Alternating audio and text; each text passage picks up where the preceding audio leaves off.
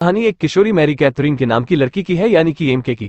उस लड़की के सिकुड़ने और एक छोटे से वुडलैंड राज्य में टेलीपोर्ट होने के बाद स्लग फूलों के लोग और लीफमैन नामक छोटे सैनिकों से बसा हुआ है, लेकिन उन्हें नॉर्मल आंखों से देख पाना बहुत मुश्किल था और वो हम इंसानों से थोड़े तेज थे। वो अच्छाई और बुराई के बीच एक जंगली साहसिक कार्य में बह गई है और अपने नए दोस्तों के साथ उसकी रक्षा के लिए लड़ रही है, एक ऐसी दुनिया जिसे वो कभी नहीं जानती थी। तो चलिए ये कहानी की शुरुआत करते हैं। कहानी की शुरुआत में हम देखते हैं कि उसी जंगल में एक आदमी उन्हीं का पता लगाने के लिए उस जंगल में चारों ओर कैमरा लगा रखा है। इस आदमी का नाम है बोम्बा, जो उस लड़की का पिता है और ये एक साइंटिस्ट होते हैं। कुछ कौवे एक पक्षी को अपना शिकार बनाना चाहते हैं और ये सब कैमरे में रिकॉर्ड हो रहा है। सिग्नल मिलता है बोम्बा को, जब वो उस जगह आता है तो उसे वही चिड़िया मिलती है जिसका कौवे शिकार करना चाहते थे। वो उस पक्षी को उठाकर लेंस लगाकर देखता है कि उसके पीठ पर बैठने वाले सैडल यानी कि जीन पहनाया गया है, जिस पर बैठकर सवारी किया जाता है। वो तुरंत समझ जाता है कि इसके ऊपर कोई सवारी कर रहा था। वो ऊपर की तरफ देखता है लेकिन उसे कुछ नहीं दिखता। हम देखते हैं कि एक लड़का जो लीफमैन की सेना में है वो कुछ बोगन से बचकर भाग रहा है और वो छोटी पक्षी इसी की सवारी थी जो घायल होकर नीचे गिर गई थी। बोगन्स वो कीड़े हैं जो हरा भरा जंगल को सूखा बना दे और वो चाहते हैं कि जंगल में कोई हरियाली ना हो और पूरे जंगल में सिर्फ उसका राज चले।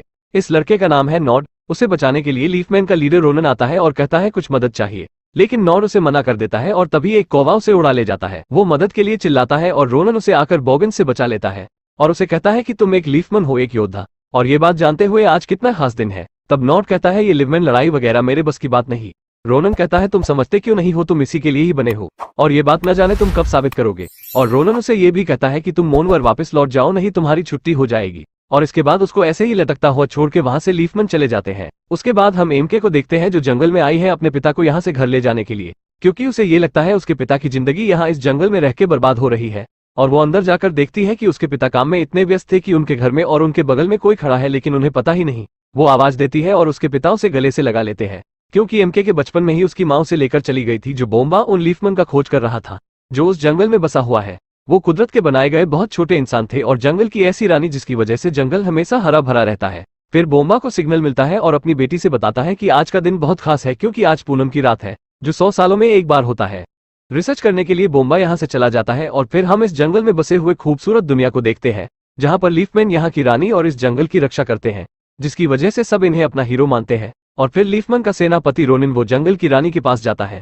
रानी का नाम तारा है, जिसकी वजह से जंगल में हरियाली है। रानी को बताया जाता है कि आज होने वाले उत्सव में हम थोड़ा बहुत बदलाव करेंगे, क्योंकि हमारे सीमाओं के अंदर बोगन्स घुस गए हैं जो आपको नुकसान पहुंचा सकते हैं। और इस जंगल का नियम कुछ ऐसा है कि हर 100 साल के बाद जब पूनम की रात होती है तो जंगल की जो रानी होती है तो उसे अपना एक वारिस चुनना होता है, और वारिस चुनने के लिए उन्हें एक कली को चुनना होता है। और जो कली होती है वो पूनम की रात चांद की रोशनी से खिलती है, जो जंगल में आने वाली अगली रानी को चुनती है। और रोनन तारा से कहता है हम पूरी पलटन के ले जाने की जगह एक छोटी सी टुकड़ी लेके जाएंगे और पानी पीने के बहाने हम उस कली को लेके आएंगे जो आने वाली हमारी रानी को चुनने वाली है।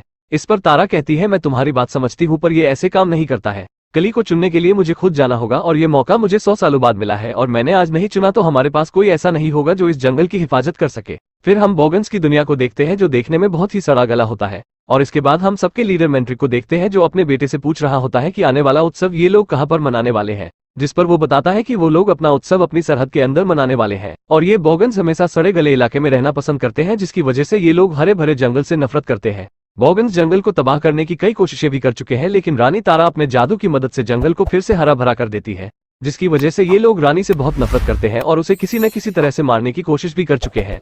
और फिर हम उत्सव वाली जगह को देखते हैं जहाँ पर नॉड एक परिंदे के ऊपर बैठकर आता है और हमें यहाँ एक बात और पता चलती है कि नॉड के पिता और सेनापति रोनन बहुत अच्छे दोस्त हुआ करते थे और उन्होंने मरते वक्त रोनन से कहा था कि मेरे बेटे का ध्यान रखना, जिसकी वजह से रोनन उसे अपने बेटे की तरह मानता है और उसे भी एक अच्छा योद्धा बनाने की कोशिश करता है। लेकिन वो आवारा है छुट्टा सांड की तरह और रोनन उसे कुछ नहीं कहता और उसे अलविदा कह के नॉड वहां से चला जाता है।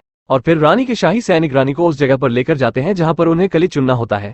फिर अब हम इधर एमके को देखते हैं जो अपने पिता को ढूंढ रही होती है और फिर तभी वो अपने पिता को एक कैमरा सेट करते हुए देखती है तो वो पूछती है कि इस जंगल में सिक्योरिटी की कोई जरूरत तो नहीं है, जिस पर उसके पिता बताते हैं ये कोई सिक्योरिटी कैमरा नहीं है, मैंने इस जंगल में बहुत सारे ऐसे ही कैमरे लगा रखे हैं।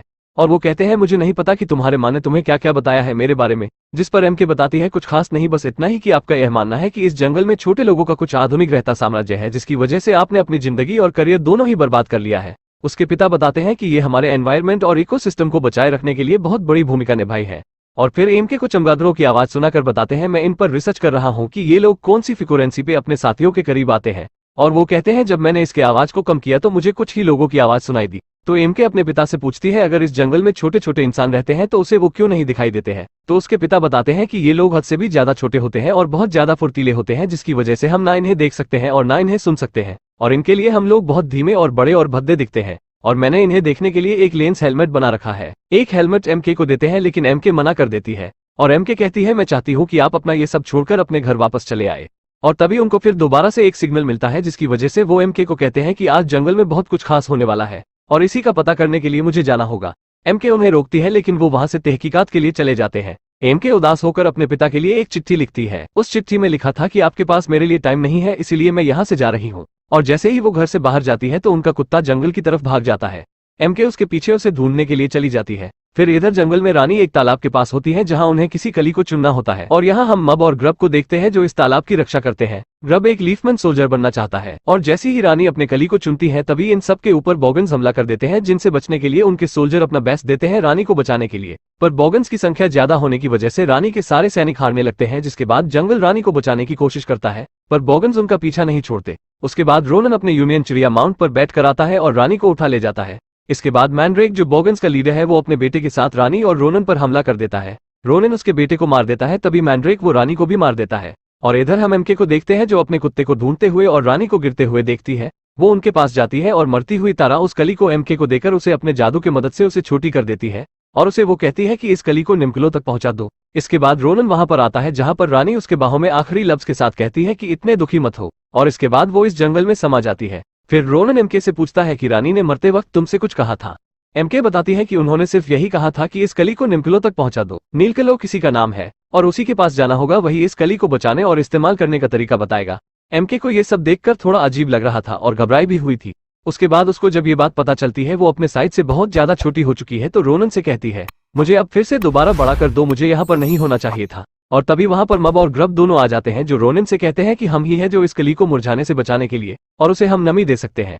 ये बात सुनकर रोनन इन तीनों को अपने साथ लेकर जाता है और रोनिन को ये बात पता चलती है कि जो नॉड उसने कुछ बाकियों क्रेचर और बग्स के खिलाफ पंछियों के रेस में हिस्सा लिया है और नोड ने इस रेस से हारने के लिए एक बुफो नाम के एक कैस्टर के साथ एक सौदा किया था और वो सौदा तोड़कर इस रेस से जीत लेता है। और इससे पहले कि बुफो और उसके दो गुंडे नोड को एक सांप को खिलाने की बात करते हैं और तभी वहां रोनिन आ जाता है और उन्हें यहाँ से जाने का आदेश देता है, जिस पर वो आदेश सुनकर वहां से चले जाते हैं। और लापरवाह नॉड को रानी की मौत के बारे में बताया जाता है तो वो भी दुखी हो जाता है और चारों के साथ जुड़ जाता है, इनके साथ चलने को तैयार हो जाता है। लेकिन बुफो इनकी सारी बात सुन लेता है और इधर एमके के पिता को एमके का लिखा हुआ चिट्ठी मिलता है, जिसे वो पढ़कर बहुत ज्यादा उदास हो जाते हैं। और फिर ये लोग निम्कुलो के पास पहुंच जाते हैं, जहां पर पहले ही हजारों लोग आए होते हैं कि इस बात को जानने के लिए कि आखिरकार रानी कहाँ है और वो क्या कर रही है, क्योंकि बॉगन्स इन पर और जंगल में हमला करके हर जगह बर्बाद कर रहे हैं। वो चारों निम्गलू से मिलते हैं और वो उन्हें अपने लाइब्रेरी के अंदर लेके जाता है, जहाँ पर वो इन्हें बताता है कि यहाँ पर हर एक चीज का हिसाब रखा जाता है और उन्हें एक पन्ना पढ़कर बताता है कि अगर एक बार रानी ने इस कली को चुन लिया तो इसका खिलना तय है और इसे आज के ही रात पूनम को चांदनी के रात में खिलना होगा। और एमके मदद मांगती है कि मैं यहाँ की नहीं हूँ और मुझे अपने घर पर वापस जाना है, क्या आप मुझे बड़ा कर देंगे। निम्गलू उसे एक पन्ना देता है, जो पन्ना उसके बीते हुए समय में लेकर जाता है जहाँ पर वो छोटी हुई थी। उसे रानी बता रही थी कि अगर एक बार ये कली खिल गया तो तुम अपनी दुनिया में वापस जा सकती हो। और फिर रोनन नॉड को कहता है तुम यहीं पर पहरा दोगे, लेकिन रोनन के जाने के बाद नॉड एमके को इम्प्रेस करने के लिए उसे हिरन के पास लेकर जाता है, जहाँ पर वो दोनों बहुत सारी बातें करते हैं और फिर इन दोनों के बीच कहीं ना कहीं अट्रैक्शन बिल्ड हो रहा होता है, यानी बॉगन्स इन पर नजर रखे थे। और इधर जो निम्गलू वो बाहर आकर सब लोगों को बताता है कि अब रानी साहिबा नहीं रही, पर उन्होंने एक कली को चुना है जो आज रात को खिलेगा और वो कली आने वाली अगली रानी को चुनेगा। और इधर जो मैंड्रेक मॉगन्स वो उस पेड़ की गुफा में पूरी सेना के साथ हमला कर देते हैं, क्योंकि वो मेढक रोनन की बात सुनने के बाद मैंड्रेक को बता देता है जो जंगल को बर्बाद करना चाहता है। और फिर मैंड्रेक और वो उस कली को और मब और ग्रब को अपने साथ अपनी जगह पर लाता है, उनका अपहरण करके, क्योंकि वही दोनों कली को मुरझाने से बचा सकते हैं। जब ये कली उनके काले जगह अंधेरे में खिलेगी तो सारा जंगल वैसा ही सदा गला हो जाएगा। रोनन नोट पर गुस्सा होता है क्योंकि उसने जाते वक्त नोट से कली का ध्यान रखने के लिए कहा था और उसने उसकी बात नहीं सुनी और जंगल में मंगल कर रहा था। और अब रात भी हो चुकी है और चांद भी निकल चुका है और इन लोगों के पास बहुत कम समय है उस कली को खिलाने के लिए। और फिर नोट को एक आइडिया आता है और कहता है क्यों ना हम बॉगन्स के जैसे भेस बदलकर उनके इलाके में चले और उस कली को वापस लाएं। लेकिन उनके पास ऐसा कोई भेस बदलने का सामान नहीं होता, पर एमके को पता होता है कि उसे ऐसा कवच कहाँ मिलेगा। उन्हें वो अपने घर पर लेकर जाती है, जहाँ पर ये एमके के पिता को देखकर रोनिन इन्हें बताता है कि ये बंदा एक नंबर का बेवकूफ है, क्योंकि उसे हम लोगों ने वही दिया जो हम इसे देना चाहते हैं। और इसके मैप में देखो, हम लोगों ने इसे हर जगह पर घुमाया पर इसे कभी अपने इलाके पर नजर नहीं रखने दी। रोनिन और नोड वो दोनों ही मिलकर बोम्बा का मजाक उड़ाते हैं, जिस पर एमके बोलती है ये मेरे पिता है, जिसकी बातें सुनकर दोनों चुप हो जाते हैं। और एमके का 3 पैर वाला कुत्ता वो उन्हें देख लेता है और इनका पीछा करने लगता है, जिसका पीछा करने की वजह से उसके पिता भी उन्हें देख लेते हैं। फिर वो वैक्यूम क्लीन से एमके को उसके अंदर खींच लेते हैं और जब वो उसे देखते हैं तो उसे देखकर शॉक्ड हो जाते हैं और वहीं बेहोश हो जाते हैं। जिसके बाद एमके वो मून हैवक का सही जगह पर मार्क करके यहाँ से चली जाती है और फिर जाकर ये तीनों उस घर से बोगन्स का कवच उठाकर मैंड्रेक के इलाके में चले जाते हैं। वहां रोनिन सारे बोगन्स का ध्यान अपनी तरफ खींचता है ताकि नोड और एमके वो मब ग्रब और कली तक पहुंचकर उसे बचा सके। तभी मैंड्रेक की नजर उन पर पड़ जाती है और वो अपने सारे सिपाहियों को उन लोगों के पीछे छोड़ देता है और रोनिन वो अपने आप को उनके हवाले कर देता है ताकि ये लोग सही सलामत बाहर जा सके। और ये आखिरकार बाहर चले भी जाते हैं, पर ये लोग रोनिन को बहुत ज्यादा याद करते हैं। और फिर ये लोग अपने इलाके में पहुंचते हैं जहां पर उस कली को चांद की रोशनी पर रखते हैं। पर जैसे ही वो खिलने वाली होती है, मैंड्राइक अपने चमगादड़ों की सेना लेकर उस चांद के सामने आ जाते हैं और रोशनी उस कली तक नहीं पहुंच पाती। और बोगन्स चाहते थे कि ये कली वो अंधेरे में खिले ताकि सारा जंगल तबाह हो जाए। और तभी लीफमैन बोगन्स से लड़ने के लिए ऊपर जाते हैं और एमके अपने पिता के पास जाती है मदद के लिए। वो जंगल में लगाए गए कैमरे की मदद से उनसे बात करना चाहती है, लेकिन उसके पिता को भी लगने लगा था ये सब पागलपन है और इसी वजह से उसकी बीवी और बेटी दूर हो गई। वो रोते हुए कहता है, अब मेरी बेटी भी मुझे छोटी दिखने लगी है। और वो सभी चीजों को तोड़ने लगता है, लेकिन जब वो निक्से को खींचता है तो उसे दूसरी जगह पर पिन धंसा हुआ मिलता है। वो समझ जाता है कि ये उसकी बेटी ने किया है उसे सही जगह तक पहुंचाने के लिए। वो दौड़ते हुए बाहर आता है और उसकी बेटी मिलती है। वो बताती है, आप सही थे डैड और मुझे माफ कर दो। फिर वो चमगादड़ों को बुलाने वाली आवाज उनके फोन से बजाती है, जिससे सभी चमगादड़ उसके पीछे आते हैं और चांद की रोशनी उस कली पर पड़ती है तो वो पूरी तरह से खिलने लगता है। और रोनन भी आ जाता है उन बोगन्स को रोकने के लिए, लेकिन मैंड्रेक रोनन को मारने ही वाला होता है कि नॉड उसे बचा लेता है और कहता है ये अकेले नहीं है। फिर दोनों मिलकर मैंड्रेक को वहां से बाहर की ओर धक्का देते हैं, जिससे वो अपनी ही सड़ने वाली शक्तियों से पेड़ में समाकर मर जाता है। और वो कली पूरी तरह से खिलकर एक लड़की को चुनती है जो वो भी रानी की तरह बनना चाहती थी और जंगल की हिफाजत करना चाहती है। और वो लड़की रानी बनने के बाद एमके को वापस से ठीक करने की कोशिश करती है और उसे पहले जैसा बना देती है। अब दोनों बाप बेटी हमेशा के लिए उसी जंगल में रहने लगते हैं और लीफमैन से भी बातें करते हैं, हमेशा दोस्त बनकर रहते हैं हमारे और आपकी तरह। और यहीं पर ये मूवी खत्म होती है।